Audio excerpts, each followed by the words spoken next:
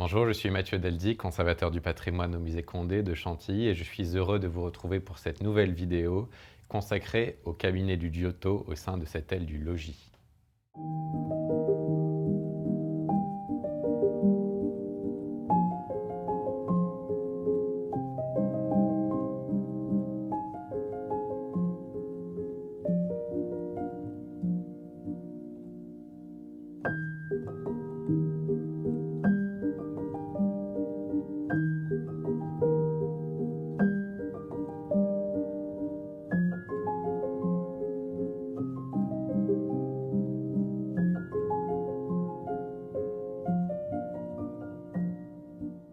C'est un salon, un cabinet qui a été restauré il y a quelques années et on voit ici la tenture d'origine que nous allons restituer dans les autres salons du logis. Donc ce rouge cramoisi très profond dû à la manufacture de Tassinari et Châtel. Et ici au sein de ce cabinet, nous allons juste améliorer l'éclairage et changer la passementerie pour là aussi retrouver un état d'origine du 19e siècle le plus proche possible.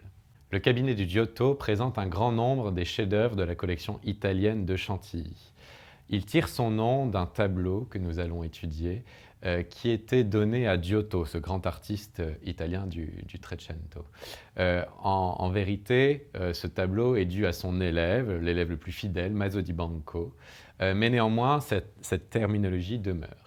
Alors il y a un certain nombre de chefs-d'œuvre, je vous le disais, italiens qui sont ici présentés, des primitifs italiens autour de Maso di Banco, autour de Fra Angelico, et puis des tableaux du XVIe siècle italien, notamment d'élèves de Léonard de Vinci, Marco da Oggiano notamment, ou Giampietrino. On a aussi tout en haut un grand chef-d'œuvre de la peinture des primitifs français, dû à Enguerrand-Carton et Pierre Villatte, c'est la Vierge de Miséricorde. Et puis on finit avec le XVIIe siècle italien, notamment autour de Salvator Rosa. Alors derrière moi se trouvent deux primitifs italiens exceptionnels.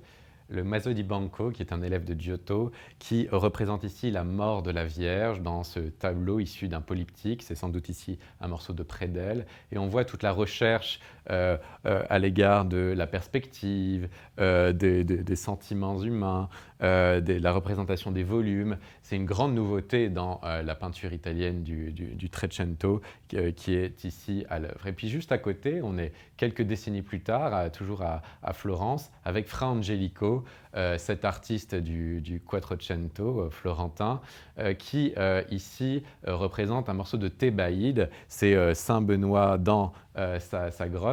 Et c'est ici un tout petit fragment qui faisait partie d'un grand tableau du Grand Pala qui a été découpé au cours du temps pour pouvoir la commercialiser. Et ce qui est intéressant, c'est qu'on voit là toute la spiritualité de cette époque, notamment de ce peintre qui était un frère, mais aussi la recherche à l'égard du paysage, de la représentation de l'architecture. Donc là aussi, on est face à tout le développement de ce qu'on peut appeler la peinture moderne.